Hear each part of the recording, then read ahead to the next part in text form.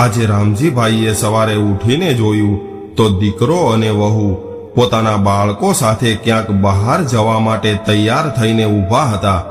જ્યારે રામજીભાઈ બહાર આવ્યા એટલે તરત જ એનો દીકરો કહેવા લાગ્યો કે પિતાજી, અમે લોકો 2 દિવસ માટે બહાર જઈ રહ્યા છીએ અને કાલે સાંજ સુધીમાં તો પાછા આવી જઈશું। એટલા માટે તમારી વહુએ તમારું કાલ સાંજ સુધીનું ભોજન બનાવીને મૂકી દીધું છે। તમે ગરમ કરીને ખાઈ લેજો અને ઘરનું ધ્યાન રાખજો। ત્યારે રામજીભાઈએ કહ્યું કે બેટા, તમે લોકો મને હંમેશા એકલો છોડીને જતા રહો છો। 1 દિવસ માટે તો હું જેમ તેમ કરીને ગુજારો કરી લઉં છું, પરંતુ 2 દિવસ સુધી મારે એકલા રહેવું ખૂબ મુશ્કેલ થઈ જશે। અહીંયા ન તો એકલા મારું દિલ લાગે છે કે ન તો હું વાસી ખાવાનું ખાઈ શકું છું। કદાચ તમારે ફરવા જવું હોય તો મને પણ તમારી સાથે લઈ જાવ તો શું વાંધો છે? ત્યારે વ્યંગ ભર્યા શબ્દોમાં એની વહુ બોલી કે અરે પિતાજી, તમે તો સરખી રીતે ચાલી પણ નથી શકતા, તો પછી તમને બહાર ફરવા જવાના આટલા બધા શોખ કેમ થાય છે? અને રહી વાત ખાવા પીવાની, તો અમારા માટે તમારે એટલું તો એડજસ્ટ કરવું પડશે। આખરે અમારી પણ જિંદગી છે, અમારે પણ અમારા જીવનની મજા લેવી છે। ત્યારે જ એનો દીકરો અમિત બોલ્યો કે હા પિતાજી, અમે લોકો તમને સાથે લઈ જઈને પરેશાન થવા નથી માંગતા, અને આમ પણ ઘરની દેખભાળ કરવા માટે પણ એક વ્યક્તિને ઘરે રહેવું જોઈએ। એટલા માટે તમે અહીંયા ઘરે જ રહેજો, અમે બહારથી દરવાજાને તાળું લગાવીને જઈ રહ્યા છીએ। આટલું કહીને એનો દીકરો અને વહુ પોતાના બાળકોની સાથે ઘરમાંથી બહાર નીકળી ગયા।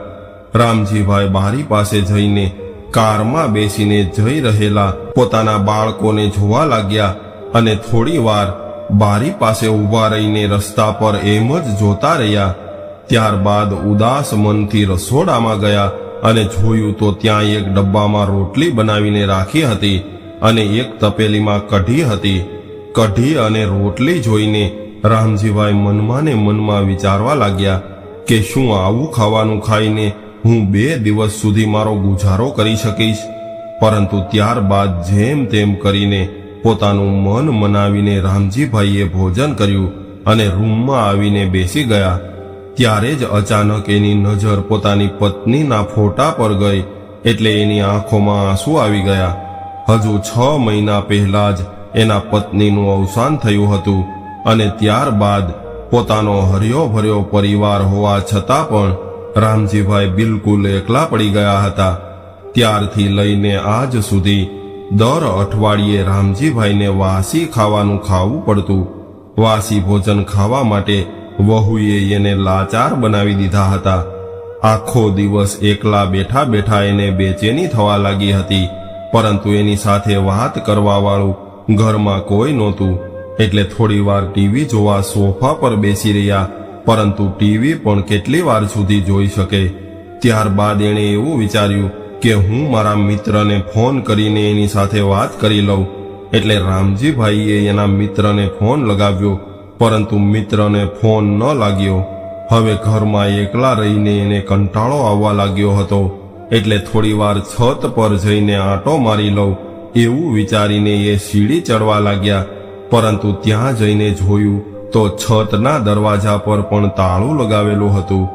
આખરે નિરાશ થઈને પાછા પોતાના રૂમમાં આવીને પલંગ પર બેસી ગયા અને વિચારવા લાગ્યા કે મેં તો કેવા કેવા સપના જોયા હતા કે રિટાયરમેન્ટ બાદ હું મારી પત્ની સાથે આખી દુનિયામાં ફરવા જઈશ। ત્યારબાદ મારી બધી જ જવાબદારી પૂરી થઈ જશે, એટલે અમે અમારી જિંદગીનો આનંદ લઈશું। પરંતુ આ બધું શું થઈ ગયું? હવે તો મારી જિંદગી પણ મને બોજ લાગવા લાગી છે। મને મારા જીવનથી જ કંટાળો આવવા લાગ્યો છે। આ ઘરમાં તો મારા દીકરા અને વહુએ મને તો કેવળ એક ચોકીદાર બનાવીને રાખી દીધો છે। હવે તો મારી એવી હાલત થઈ ગઈ છે કે હું બહાર જઈને કોઈ સાથે વાત પણ નથી કરી શકતો। કોણ જાણે કેમ મારા કોઈ મિત્રને ફોન પણ નથી લાગતો। રામજીભાઈ બેઠા બેઠા પોતાના આવા દુઃખભર્યા જીવનને દોષ આપી રહ્યા હતા। ત્યારે જ એના મોબાઈલમાં રિંગ આવી અને એણે ફોન ઉઠાવ્યો તો સામેથી એવો અવાજ આવ્યો કે અરે રામજીભાઈ, યાર તમે તો જાણે અમને ભૂલી ગયા હોય એવું લાગે છે. શું તમને ક્યારેય તમારા મિત્રોની યાદ પણ નથી આવતી? અરે મેં તો તમને કેટલી વાર ફોન કર્યા, પરંતુ તમારો ફોન તો ક્યારેય લાગતો જ નથી.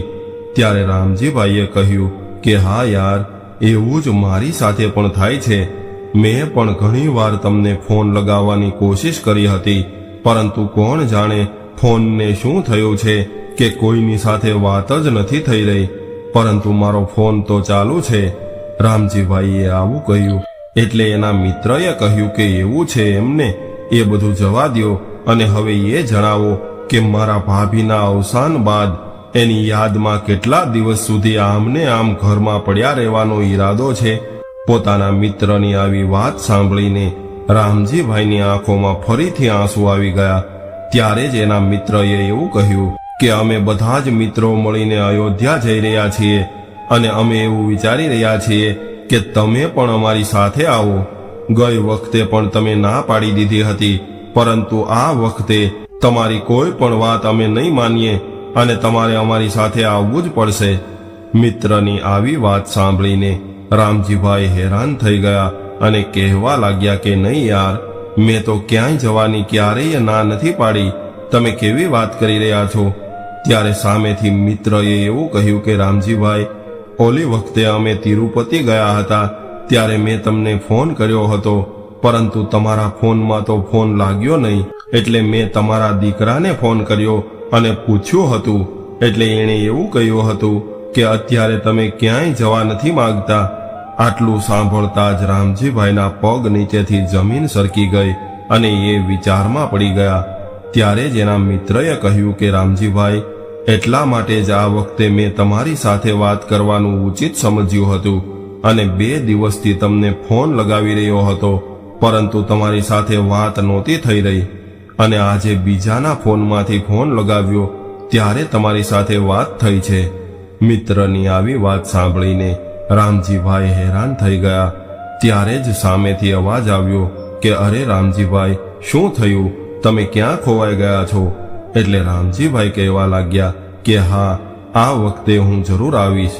ક્યારે જવાનો પ્રોગ્રામ છે અને કેટલું પેમેન્ટ આપવાનું છે? એટલે મિત્રએ કહ્યું કે આપણે સોમવારે અહીંથી નીકળવાનું છે અને પેમેન્ટની ચિંતા તમે નહીં કરતા, તમે અમારી સાથે આવો એ જ અમારા માટે ઘણું છે. આવું કહીને મિત્રએ ફોન મૂકી દીધો અને ફોન મૂકતા જ રામજીભાઈએ પોતાનો મોબાઈલ ચેક કર્યો તો જોવા મળ્યું કે એના બધા જ મિત્રોના મોબાઈલ નંબર બ્લોક લિસ્ટમાં નાખેલા હતા, જેનાથી ફોન પર એના મિત્રો સાથે વાત ન થઈ શકે. રામજીભાઈ આવું જોઈને વિચારવા લાગ્યા કે હે ભગવાન, શું આવું બધું મારા દીકરાએ કર્યું હશે? રામજીભાઈ આવું વિચારીને આશ્ચર્યચકિત રહી ગયા. ત્યારબાદ એણે પોતાના બધા જ મિત્રોના નંબર અનબ્લોક કર્યા અને બીજા દિવસે એમણે અયોધ્યા જવા માટે પોતાના કપડાં અને જરૂરી સામાન બેગમાં પેક કરી લીધો. રવિવારની રાત્રે દીકરો અને વહુ ઘરે પહોંચી ગયા, પરંતુ દીકરો અથવા વહુ બંનેમાંથી કોઈએ પોતાના પિતાજીના રૂમમાં જવાની પણ જરૂરિયાત ન સમજી. બીજા દિવસે સવારે રામજીભાઈ નાહી ધોઈને તૈયાર થઈ ગયા અને પોતાનો બેગ ઉઠાવીને રૂમમાંથી બહાર નીકળ્યા. પિતાજીને બેગ લઈને જઈ રહેલા જોઈને વહુએ એવું કહ્યું કે અરે પિતાજી, આજે તમારી સવારી કઈ બાજુ ચાલી છે? ત્યારે જ એ જ સમયે એનો દીકરો પણ કહેવા લાગ્યો કે હા પિતાજી, આ બેગ લઈને તમે ક્યાં જઈ રહ્યા છો? એટલે પિતાજીએ કહ્યું કે દીકરા, હું મારા મિત્રો સાથે તીર્થયાત્રા પર જઈ રહ્યો છું. આટલું સાંભળતા જ એની વહુ કહેવા લાગી કે તમે અમને પૂછ્યા વગર તમારો બહાર જવાનો પ્રોગ્રામ કેવી રીતે બનાવી શકો છો? અમને પૂછવાનું તો દૂર રહ્યું, પરંતુ તમે તો અમને જણાવવાનું પણ જરૂરી નથી સમજ્યું. શું તમે જાણો છો કે આવતા અઠવાડિયામાં બાળકોની પરીક્ષા શરૂ થઈ રહી છે અને મારા કાકાના દીકરાના લગ્ન છે અને અમારે બંનેને તો મારા પિયરમાં જવાનું છે, અને આવા સમયે તમે પણ બહાર જતા રહેશો તો બાળકો અને ઘરનું ધ્યાન કોણ રાખશે? તમારે બહાર જવાનો પ્રોગ્રામ બનાવતા પહેલા થોડો વિચાર તો કરવો જોઈએ ને. ત્યારે જ દીકરો બોલ્યો કે પિતાજી, આ ઉંમરમાં તમે ક્યાંક પડી જશો તો આપણે બધા જ તકલીફમાં પડી જઈશું. અને આમ પણ તમને આપવા માટે મારી પાસે પૈસા પણ નથી, એટલે ચૂપચાપ તમારો બેગ પાછો મૂકી દ્યો અને તમારા રૂમમાં જઈને બેસી જાઓ. દીકરાની આવી વાત સાંભળીને રામજીભાઈ કહેવા લાગ્યા કે શાબાશ બેટા, તને તારા પિતાજીને ઓર્ડર આપતા ખૂબ સારી રીતે આવડી ગયું છે. મને પણ તારી પાસેથી આવી જ આશા હતી. તમારી માનું અવસાન થયું ત્યારબાદ તો તમે બંનેએ મને આ ઘરનો ચોકીદાર સમજી લીધો છે. 2 સમયના ભોજનના બદલામાં તમે તો મારી આઝાદી છીનવી લીધી છે. દીકરા, તે તો મારા મિત્રોના નંબર પણ મારા ફોનમાં બ્લોક કરી નાખ્યા છે. આટલું સાંભળતા જ એનો દીકરો કહેવા લાગ્યો કે પિતાજી, હું તો બસ એટલું જ ચાહતો હતો કે તમને કોઈ વારે વારે ફોન કરીને પરેશાન ન કરે, એટલા માટે જ મેં એ બધા જ નંબરો બ્લોક કર્યા હતા. દીકરાના મોઢેથી આવું સાંભળીને રામજીભાઈ વળી પાછા કહેવા લાગ્યા કે વાહ દીકરા, કદાચ તને મારી એટલી બધી ચિંતા હતી તો પછી તને એટલી ખબર કેમ ન પડી કે 2 દિવસનું વાસી ભોજન ખાઈને હું કેવી રીતે રહી શકીશ. ઘરમાં એકલા પડ્યા રહેવાથી તો મારો જીવ મૂંઝાય છે. આવું બધું તો તે ક્યારેય નથી વિચાર્યું. એટલે ઘરની ચોકીદારી કેવી રીતે કરવી એ બધું તમે લોકો વિચારી લેજો. હું તો 1 અઠવાડિયા પછી પાછો આવવાનો છું, અને રહી વાત મારા ખર્ચાની, તો મારો બધો જ ખર્ચો હું મારી ખુદની કમાણીમાંથી કરવાનો છું, અને હવે હું મારું જીવન મારા હિસાબથી જીવવાનો છું. એટલે મારે કોઈને કંઈ પૂછવાની કે જણાવવાની કોઈ જરૂર નથી. આટલું કહીને રામજીભાઈ ઘરમાંથી બહાર નીકળી ગયા અને પોતાના મિત્રો સાથે અયોધ્યા ભગવાન શ્રી રામના દર્શન કરવા માટે જતા રહ્યા. તો મિત્રો, આજની સ્ટોરી તમને કેવી લાગી કોમેન્ટમાં જરૂર જણાવજો, અને પસંદ આવી હોય તો વિડીયોને લાઈક, શેર અને નવા હોય તો ચેનલને સબસ્ક્રાઇબ જરૂરથી કરજો. હર હર મહાદેવ.